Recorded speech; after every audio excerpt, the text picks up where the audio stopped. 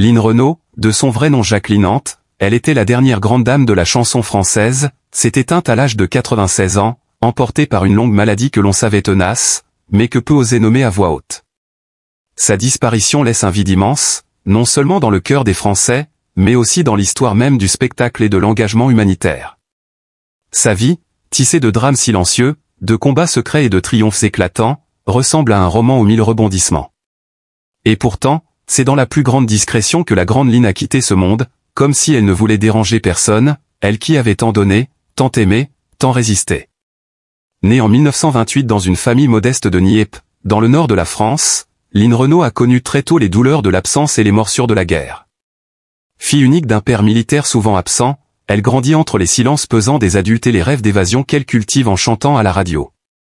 À peine adolescente, elle est repérée pour sa voix envoûtante et son sourire irrésistible. Très vite, elle devient la coqueluche des bals populaires, puis des cabarets parisiens. Le destin s'emballe. Mais derrière le strass et les paillettes, la jeune Lynn cache des blessures. Loin des projecteurs, elle affronte les moqueries sur ses origines provinciales, les avances déplacées des hommes de pouvoir, et surtout cette solitude lancinante qui ne la quittera jamais vraiment. Sa rencontre avec Loulou Gasté change tout. Il devient son mentor, son Pygmalion, son amour. Ensemble, ils bâtissent un empire artistique. Lynn chante, joue, rayonne. Elle conquiert l'Amérique, partage la scène avec Dean Martin, Frank Sinatra et Elvis Presley. Elle brille sur les plateaux de Las Vegas. Mais au sommet de sa gloire, elle reste profondément humaine. Car Lynn Renaud n'a jamais oublié d'où elle venait. Elle portait dans son regard clair les souffrances d'une France d'après-guerre, et dans sa voix les espoirs d'une jeunesse à qui elle voulait offrir du rêve. Mais si le public l'a tant aimée, ce n'est pas uniquement pour son talent. C'est pour son courage. Dans les années 80, alors que le sida décime des générations entières, Lynn est l'une des premières personnalités françaises à s'engager publiquement. Elle crée l'association SIDAction, défie les tabous, brave les insultes et les menaces.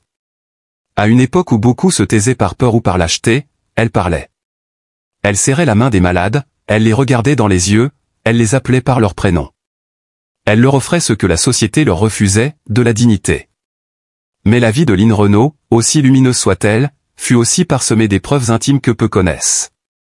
Derrière son sourire d'ambassadrice de la joie, elle a dû affronter des fausses couches, le deuil de son mari adoré, et surtout, l'inévitable question du temps qui passe. Depuis plusieurs années, elle luttait en silence contre une maladie sournoise. Certains parlent d'un cancer dégénératif. D'autres, plus proches, évoquent une forme rare de démence. Lynn, fidèle à elle-même, n'a jamais confirmé. Elle préférait parler de la vie plutôt que de la fin. Mais autour d'elle, ses proches voyaient bien que quelque chose changeait. Sa voix se faisait plus lente, son regard parfois plus perdu. Et pourtant, elle continuait d'apparaître en public, de militer pour le droit à mourir dans la dignité, de soutenir les artistes, de faire entendre la voix des femmes. Jusqu'au bout, Lynn Renaud a incarné cette force tranquille, cette élégance de cœur que rien ne peut briser. Elle disait souvent, « Je n'ai pas peur de mourir, j'ai peur de ne plus servir à rien ». Cette phrase, aujourd'hui, résonne comme un testament. Car même dans la mort, Lynn continue d'éveiller les consciences, de rassembler les âmes, de transmettre. Le jour de son décès, une pluie fine est tombée sur Paris, comme si le ciel lui-même pleurait cette femme au grand cœur. Dans sa maison de Rueil-Malmaison, où elle avait passé ses dernières années, les rideaux sont restés tirés. À l'intérieur, un silence presque sacré régnait. Son chien, seul témoin de ses derniers instants, veillait près de son fauteuil favori. La mort n'a pas frappé brutalement. Elle est venue doucement, comme une vieille amie, presque avec tendresse. Lynn s'est endormie pour ne plus se réveiller, le visage apaisé, sans douleur apparente. Elle avait 96 ans. Les hommages se sont alors multipliés. Du président de la République aux anonymes qui l'ont croisé un jour dans un studio ou dans un hôpital, tous saluent la grandeur d'une vie vouée aux autres. Une femme libre, une âme rare, disent certains. Une guerrière, une sœur, une étoile, ajoutent d'autres. Mais au fond, aucun mot ne suffit. Car Lynn Renaud n'était pas seulement une chanteuse, une comédienne, une militante. Elle était une légende vivante. Elle était cette lumière dans la nuit, cette main tendue dans l'obscurité, cette voix qui réchauffait l'âme. Son enterrement, prévu au cimetière de Montmartre, s'annonce comme un événement national. On parle déjà d'un cercueil recouvert de roses blanches, de chorales entonnant ses plus beaux titres, de discours bouleversants. Mais ce que Lynn aurait voulu, au fond, ce n'est pas des larmes, c'est de l'amour.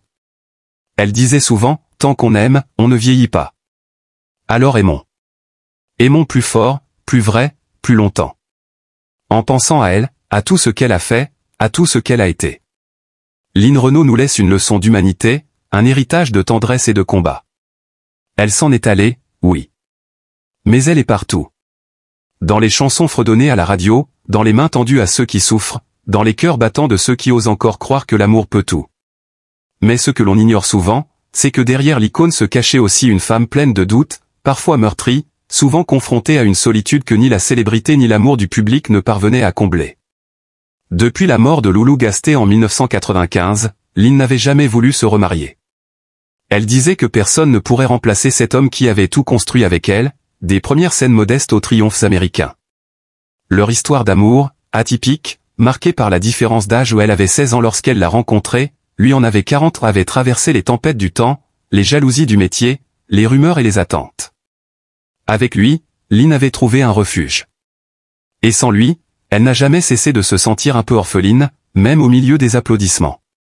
Ces dernières années, bien que discrètes, furent marquées par une force intérieure incroyable. Alors que la maladie grignotait lentement sa vitalité, Lynn Renaud refusait de s'apitoyer. Elle continuait de lire, de rire, de recevoir chez elle ses amis les plus proches, Muriel Robin, Claude Chirac, Danny Boone, et bien sûr Brigitte Macron, à qui elle vouait une profonde affection.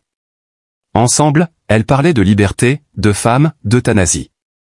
Car Lynn, fidèle à ses convictions, militait activement pour le droit de mourir dans la dignité. Elle avait même rédigé un plaidoyer bouleversant, qu'elle voulait que l'on lise un jour à l'Assemblée. « Je ne veux pas mourir dans la souffrance, ni dans l'humiliation, disait-elle. Je veux partir comme j'ai vécu, libre. » Et pourtant, ce combat intime, elle l'a mené seule, ou presque. Très peu savaient à quel point la maladie la rongeait. Il y avait des jours avec, des jours sans. Parfois, elle riait aux éclats en regardant des rediffusions de ses anciens spectacles. D'autres fois, elle s'isolait dans sa chambre, refusant de voir qui que ce soit, comme si elle se préparait déjà à l'au-delà. Elle avait confié à une amie, « Ce n'est pas la mort qui me fait peur. C'est de ne plus pouvoir dire au revoir. » Alors, elle a écrit. Beaucoup. Des lettres, des notes, des souvenirs. Une autobiographie inachevée, retrouvée dans son bureau après son décès, regorge de réflexions bouleversantes. On y lit, « J'ai vécu 1000 vies dans une. J'ai aimé follement. J'ai souffert en silence. Et si je devais tout recommencer, je ne changerais rien, sauf peut-être, prendre le temps de dire plus souvent « je t'aime ». Ces mots, simples mais d'une profondeur infinie, résonnent aujourd'hui comme une ultime caresse adressée à ceux qu'elle laisse derrière. Dans les jours qui ont suivi sa mort, des milliers de fans ont afflué vers sa maison, déposant des bouquets de fleurs, des lettres, des photos. Certains pleuraient en silence, d'autres chantaient ses refrains les plus célèbres, comme un adieu choral, presque sacré. Les réseaux sociaux ont été inondés de messages. Des générations entières, du plus jeune au plus ancien, ont tenu à lui rendre hommage. Car Lynn Renaud n'était pas qu'un nom sur une affiche ou une voix dans un micro. Elle était un symbole. Une femme debout. Une artiste totale. Une mémoire vivante du siècle. Et puis, il y eut cette veillée organisée par ses proches, dans le salon où elle avait fêté tant de Noël, tant d'anniversaires. La lumière était tamisée, les murs décorés de clichés en noir et blanc, ses disques d'or accrochés côte à côte avec les lettres de remerciement d'anciens malades du sida. Sur un écran, des vidéos de Lynn, jeune et pétillante, alternaient avec ses discours les plus émouvants. Et au centre de la pièce, dans un cadre de bois clair, reposait son portrait préféré, celui où elle sourit, coiffée d'un turban rose, les yeux pleins de malice. Elle avait demandé que l'on ne pleure pas trop longtemps. Après tout, j'ai eu une vie magnifique, répétait-elle. Mais peut-on vraiment ne pas pleurer devant tant de beauté disparue? Peut-on vraiment faire taire ce pincement au cœur que l'on ressent à l'idée que cette voix ne retentira plus sur scène, que ce rire ne résonnera plus dans les studios de télévision? Non. Et il ne faut pas. Car Lynn Renaud mérite nos larmes, comme elle mérite nos sourires. Elle mérite l'admiration, le respect, l'éternité. Dans quelques semaines, une cérémonie nationale devrait lui être consacrée. L'Élysée aurait déjà proposé d'organiser un hommage aux Invalides, au même titre que les grands héros de la nation. Méline, selon ses dernières volontés, aurait souhaité quelque chose de plus simple, de plus intime. Elle voulait que ses cendres soient dispersées au jardin de sa maison, là où elle avait planté un rosier blanc en souvenir de sa mère. Elle disait souvent en riant, « Je veux devenir une fleur. Comme ça, au printemps, vous viendrez me voir en fleurissant. » Et c'est sans doute ainsi qu'il faut la retenir. Comme une fleur rare. Une fleur qui a su pousser sur les terrains les plus arides, qui a su résister aux tempêtes, qui a su parfumer nos vies de ses éclats de voix, de ses élans de cœur, de sa passion sans bornes. Il y a des femmes qui traversent le siècle comme des comètes silencieuses, laissant dans leur sillage une traînée de lumière et de larmes. Line Renaud fut l'une d'elles. À 96 ans, elle s'est éteinte, vaincue par une maladie insidieuse qu'elle avait dissimulée trop longtemps derrière ses sourires généreux et ses regards de battante. Sa disparition, bien que redoutée, laisse derrière elle un vide immense, un silence douloureux, comme si une étoile s'était brusquement éteinte dans le ciel de la mémoire collective. Mais au-delà de la célébrité, des paillettes et des projecteurs, il y avait une femme, une âme meurtrie, dont la vie fut traversée de deuil, de renoncement, et d'une solitude que même l'amour du public n'a jamais su complètement combler. Line Renaud, de son vrai nom Jacqueline Anté, portait depuis l'enfance le poids d'un monde brisé. Née dans le nord de la France, dans une famille modeste marquée par la guerre et le silence des hommes absents, elle apprit très tôt que la vie n'était pas une chanson douce. Son père, distant et dur, sa mère souvent accablée par les soucis du quotidien, lui laissèrent peu de place pour l'enfance. Très jeune, Line découvrit que pour survivre, il fallait être forte, parfois trop forte. Elle s'arma donc de courage, de discipline, et d'une voix chaude qui devint son bouclier contre l'adversité. Mais à quel prix? Derrière les feux de la rampe, les tournées, les applaudissements, il y avait un cœur meurtri. Line a souvent confié, dans ses dernières interviews, que la solitude avait été sa plus fidèle compagne. Les gens la voyaient entourée, rayonnante, mais peu savaient combien ses nuits étaient longues, combien ses pensées l'assaillaient. Son grand amour, Loulou Gasté, disparu en 1995, fut l'homme de sa vie. Depuis, elle n'a jamais réussi à combler ce vide. Quand Loulou est parti, une partie de moi est morte aussi, avait-elle murmuré un jour, les yeux embués de tristesse. 29 ans à ses côtés, une fidélité sans faille, une complicité rare. Et puis, plus rien. Une maison trop grande, des photos figées dans le temps, et le silence d'un lit désert. La maladie, quant à elle, s'est immiscée lentement. Elle a commencé par des douleurs bénignes, des pertes de force, puis par des diagnostics que Line refusa d'abord d'entendre. Un cancer rare, agressif, qui rongeait peu à peu son corps fragile. Mais elle, toujours digne, se taisait. Elle continuait d'apparaître en public, maquillait ses traits tirés, riait à des blagues qu'elle ne comprenait plus tout à fait. Elle voulait épargner son public, ses proches, leur éviter la pitié. Elle préférait qu'on se souvienne d'elle debout, élégante, invincible. Pourtant, dans l'intimité de sa chambre, la vérité était tout autre, un corps qui se dérobe, une fatigue qui écrase, et une angoisse qui ne part jamais. « Je suis fatiguée de lutter », avait-elle confié à une amie proche quelques semaines avant sa mort. Les derniers mois furent cruels. Son visage, autrefois éclatant, s'était amaigri. Son regard, souvent perdu, trahissait la douleur que même la morphine n'arrivait plus à calmer.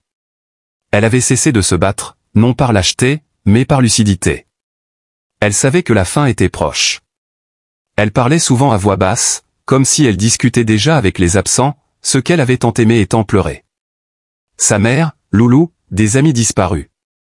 C'est vers eux qu'elle allait, lentement, le cœur apaisé, le corps brisé.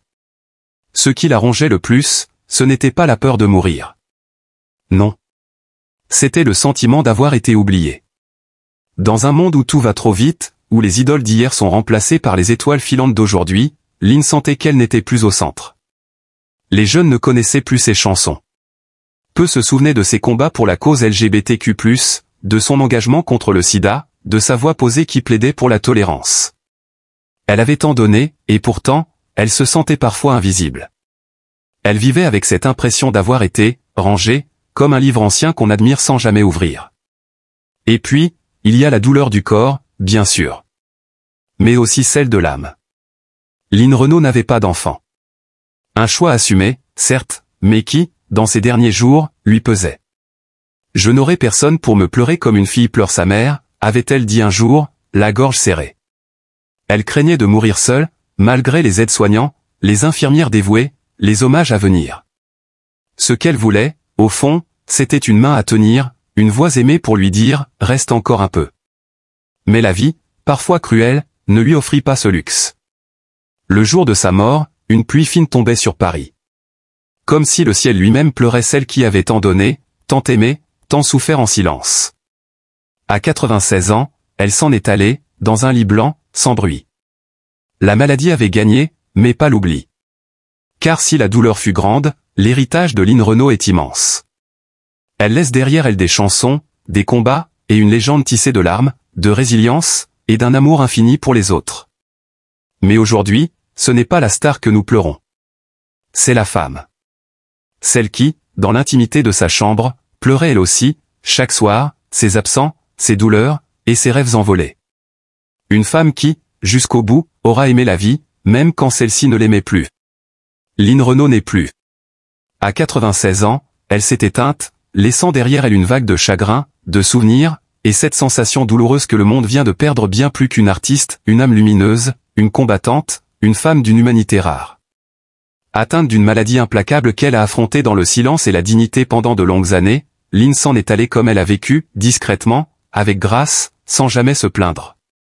Aujourd'hui, il est temps pour nous tous de nous arrêter un instant, de déposer nos écrans, nos jugements, nos distractions, et de tendre le cœur. Car Line Renaud mérite plus que des hommages, elle mérite notre amour, notre reconnaissance, et notre compassion. Qui était vraiment Line Renaud, si ce n'est une femme au parcours extraordinaire mais au destin douloureusement humain? Derrière les sourires rayonnants, les robes scintillantes et les ovations, il y avait des blessures profondes, des absences, et une solitude que le succès n'a jamais su penser. Line a grandi dans une famille marquée par la rudesse de l'époque, entre les silences d'un père rigide et les sacrifices d'une mère épuisée. Très tôt, elle a compris qu'il faudrait mériter l'amour, le conquérir avec acharnement. Et elle s'est battue, chanson après chanson, spectacle après spectacle, pour se faire une place dans un monde d'hommes, souvent durs, souvent ingrats. Mais à quoi bon le triomphe, quand la nuit retombe et que personne ne vous attend? Quand Loulou Gasté, l'homme de sa vie, est parti, Line a perdu plus qu'un mari, elle a perdu sa boussole. Les années qui ont suivi furent longues, lourdes de silence et de souvenirs. Elle n'a jamais refait sa vie. Elle a aimé, oui, mais toujours avec cette part manquante, ce vide que rien ni personne ne pouvait combler. Je vis avec mes fantômes, avait-elle un jour soufflé, dans un soupir presque imperceptible. Et puis, il y a eu cette maladie, terrible, lente, sournoise. Elle l'a rongée de l'intérieur pendant des années. Mais Line, fière et pudique, ne voulait pas inquiéter. Elle continuait d'apparaître, de sourire, d'encourager les autres. Elle, qui avait tant milité pour les malades du sida, pour les personnes âgées, pour les minorités invisibles, se retrouvait à son tour de l'autre côté, fragile, souffrante, oubliée peu à peu du grand public. Et pourtant, elle n'a jamais crié sa douleur. Elle l'a portée en silence, comme un manteau trop lourd pour ses épaules fatiguées. C'est pourquoi aujourd'hui, plus que jamais, nous devons ouvrir nos cœurs. Il ne s'agit pas seulement de pleurer Line Renaud, mais de l'aimer profondément, sincèrement, même après sa mort. De comprendre que derrière l'icône se cachait une femme pleine de doutes, de chagrins, de regrets. Une femme qui aurait aimé recevoir encore un peu plus de tendresse, de chaleur humaine. Une femme qui n'a jamais eu d'enfant, et qui, dans ses derniers jours, se demandait peut-être à qui elle allait vraiment manquer. Aimons Line pour ce qu'elle fut, une pionnière, une femme libre, une artiste entière. Mais aimons-la aussi pour ses failles, ses blessures, ses silences. Elle nous tend un miroir.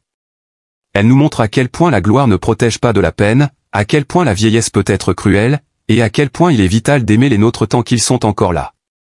Alors oui, aimons Line. Ne laissons pas son souvenir s'effacer dans le tumulte des actualités passagères. Relisons ses interviews, réécoutons ses chansons, regardons ses engagements avec admiration. Et surtout, transmettons sa mémoire. Parlons d'elle à nos enfants, à nos amis, à ceux qui n'ont pas eu la chance de la connaître. Car Line Renaud n'était pas une étoile filante. Elle était un phare. Et même si ce phare s'est éteint, la lumière qu'il a laissée peut encore nous guider. En ce moment de deuil, ayons aussi une pensée pour toutes celles et ceux qui, comme Line, vieillissent dans l'ombre, dans la douleur, dans la peur de l'oubli. Aimons plus fort, plus vrai, plus souvent. Appelons nos parents, écoutons nos anciens, tendons la main à ceux qui souffrent en silence. Ce sera le plus bel hommage à rendre à Line Renaud, faire vivre en nous cette humanité qu'elle portait si fièrement. Repose en paix, Line. Et pardonne-nous, si parfois nous avons oublié à quel point tu étais précieuse. Tu ne seras jamais seule dans nos cœurs. Jamais. Et pourtant, au moment où le rideau tombe, où le silence s'installe, c'est une immense clameur de reconnaissance qui s'élève dans tout le pays. Partout en France, des voix s'unissent pour dire adieu à Line. Des artistes qu'elle a soutenus, des malades qu'elle a embrassés sans peur, des femmes qu'elle a inspirées à oser, des anonymes qu'elle a touchés par un simple mot, un sourire, une chanson.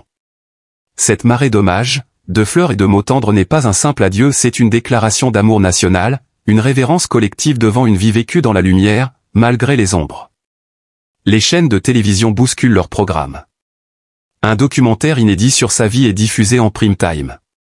Sur les plateaux, les invités s'étreignent, émus. Certains pleurent. D'autres racontent des anecdotes, une visite imprévue dans un hôpital, une lettre écrite à un fan en détresse, une réplique cinglante balancée avec élégance à un journaliste trop curieux. Car Line, c'était aussi ça, une femme libre, directe, drôle, d'un aplomb désarmant, capable de désamorcer les moments les plus lourds d'un seul regard, d'une seule répartie.